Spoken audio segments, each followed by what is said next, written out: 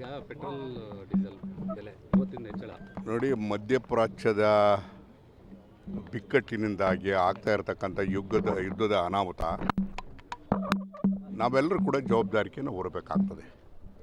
ಆ ದುಷ್ಪರಿಣಾಮ ಏನು ಅಂತಕ್ಕಂಥದ್ದನ್ನು ಬೆಲೆ ಏರಿಕೆ ಆಗ್ತಕ್ಕಂಥದ್ದನ್ನೆಲ್ಲದೂ ಕೂಡ ನಾವು ನೋಡಿದ್ದೇವೆ.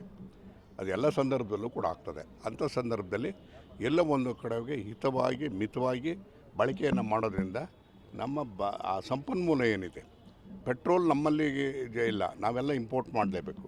ಇಂಪೋರ್ಟ್ ಮಾಡಬೇಕಾದಾಗ ನಮ್ಮ ಸಂಪನ್ಮೂಲವನ್ನು ನಾವೇನು ಡಾಲರ್ಸ್ ರೂಪದಲ್ಲಿ ಕೊಡಬೇಕಾಗುತ್ತೆ, ಅದನ್ನು ಮಿತಿಗೊಳಿಸೋದಕ್ಕೆ ಸಾಧ್ಯ ಆಗ್ತದೆ.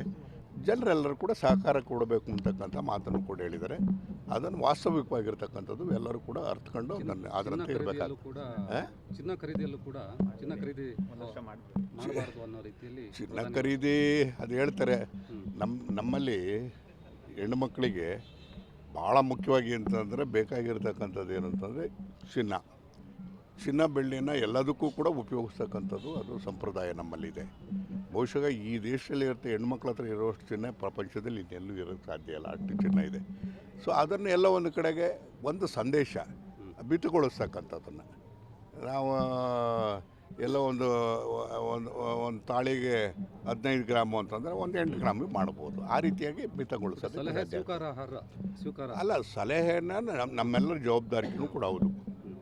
ಇವತ್ತು ಸಂಪನ್ಮೂಲ ಕೊಡ್ತಕ್ಕಂಥದ್ದು ಡಾಲರ್ಸ್ ರೂಪದಲ್ಲಿ ಕೊಡ್ತಕ್ಕಂಥದ್ದು ಅದು ನಮ್ಮಿಂದಲೇ ಕೊಡ್ತಕ್ಕಂಥದ್ದು.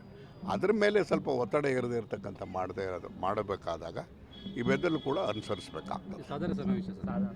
ಸಾಧನ ಸಮಾವೇಶವಾದ 20ನೇ ತಾರೀಕು ಇದೆಯಲ್ಲ, ಅವತ್ತು ಸಿಗ್ತೀವಿ ಮಾತಾಡೋಣ. ಸಾಧನೆ ಏನು ಅನ್ನೋದು ಅವತ್ತು ಹೇಳ್ತೀವಲ್ಲ.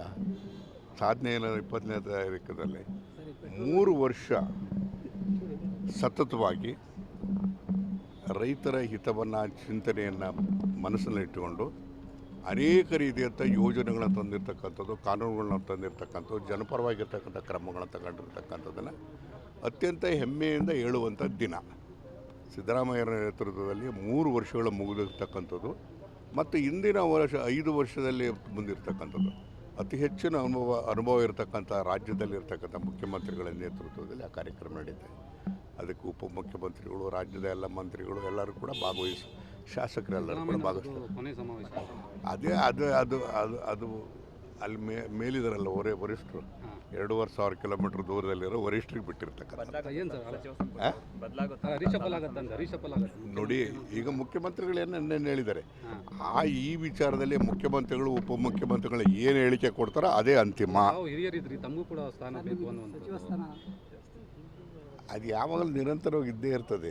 ತಮ್ಮ ಅಪೀಲ್ ಇದ್ದೇ ಇದೆ. ಅದು ಆಂತರಿಕವಾಗಿರ್ತಕ್ಕಂಥ ವಿಚಾರ. ಇವೆಲ್ಲದೂ ಕೂಡ ಓದಂಥ ಸಂದರ್ಭದಲ್ಲಿ ಚರ್ಚೆಗಳಾಗಿ ಆಗ್ತದೆ. ಏನಾಗುತ್ತೆ ಅಂತಕ್ಕಂಥದ್ದು ಎಲ್ಲರಿಗೂ ಒಂದು ಗಡಿ ಇತ್ತು. 3 ವರ್ಷದ ಅವಧಿಯನ್ನು ಸಂದರ್ಭದಲ್ಲಿ ಸ್ವಾಭಾವಿಕವಾಗಿ ಸ್ವಲ್ಪ ಬದಲಾವಣೆಗಳು ಅಥವಾ ಏನಾದರೂ ಆಂತರಿಕವಾಗಿರ್ತಕ್ಕಂಥ ಅಡ್ಜಸ್ಟ್ಮೆಂಟ್ಗಳು ಇವೆಲ್ಲದೂ ಆಗೋಕ್ಕೆ ಸಾಧ್ಯತೆಗಳಿವೆ. ಏನಾದರೂ ಒಂದು ಆಗುತ್ತೆ ಅಂತಕ್ಕಂಥ ನಂಬಿಕೆ.